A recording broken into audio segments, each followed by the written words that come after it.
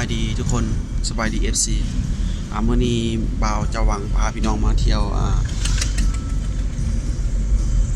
บ้านซ้ำทองพี่น้องเลยบ้านซ้ำทองขึ้นกับเมืองลองแจงแขวงเสสมูลบ้านนี้จะเป็นบ้านผสมพี่น้องบ้านผสมบ้านซ้ำทอง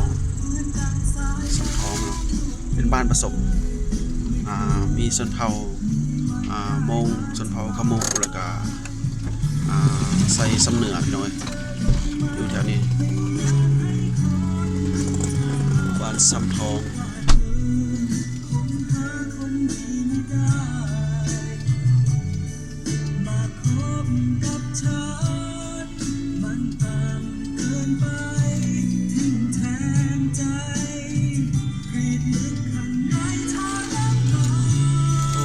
ผู้ใดนี่อยู่เป็นผู้หินปูนแล้วไงอยู่เครื่องกลางเลยเครื่องกลางหมู่เลยน้ำหมูหลาย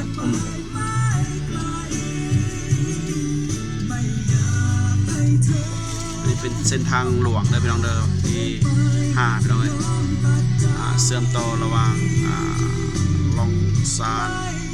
ท่าบกลองซานลองแจ้งออกเส้นกว้างเส้นทางลัดระหว่างเวียงจันทร์เส้นกว้างเนาะพี่น้องเนาะเส้นทางธรรมศาสตร์ดินแดงนะเว้ย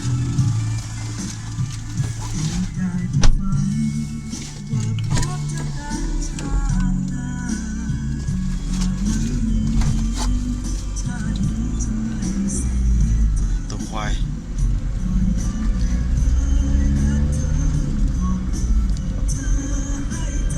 เป็นบ้านภูเขาพี่น้องบ่มีทุ่งนาสลายจะเป็นเฮ็ดไฮเดือนลอย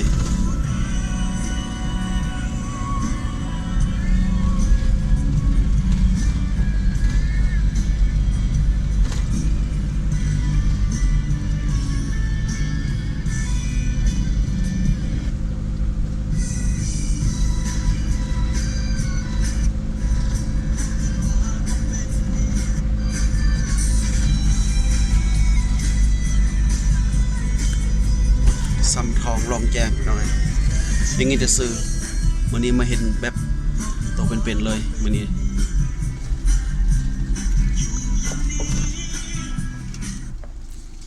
จะซื้อของ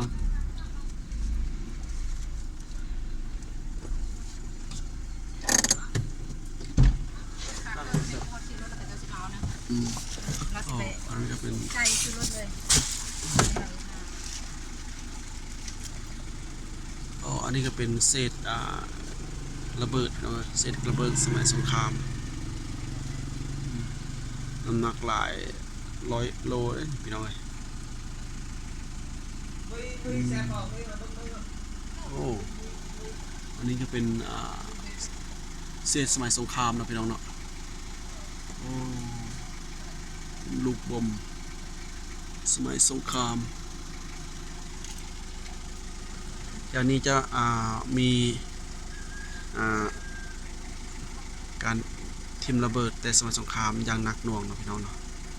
เป็นสนามรบสมรภูมิลองแจงเป็นฝ่ายปราจากลาวแล้วก็ต่อต้านกับพวกคอมมิวนิสต์เนาะสมัยสงคราม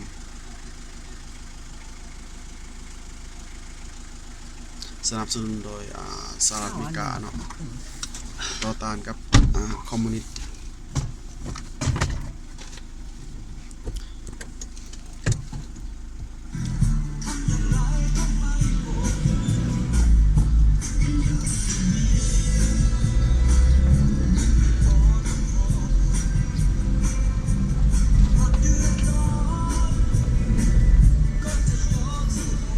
อันนี้เป็นห้องเรียนเนาะนั่นน่าจะเป็นโรงเรียนน่าจะเป็นห้องการโอ้ตัวควายพี่น้อยตอนนี้จะเป็นโรงเรียนตอนนี้เรียนมัธยม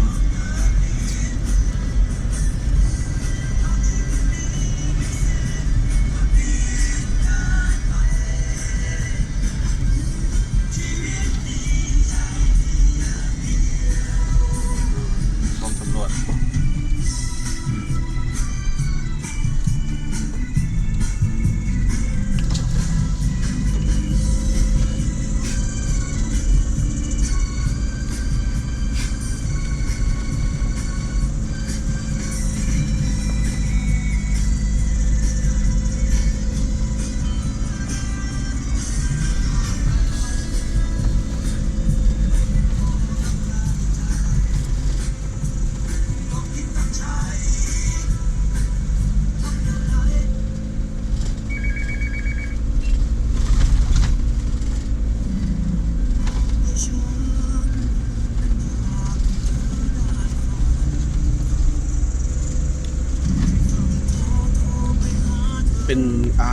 ภูเขา100% เลยพี่น้องเอ้ยเขตภาคเหนือแต่บ่ค่อยมีทงเพียงเป็นภูเขาหมด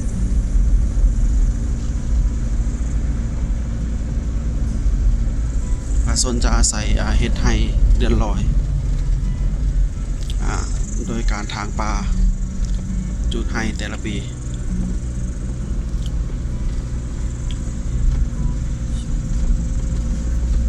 กำลังขึ้นภูเขาอีก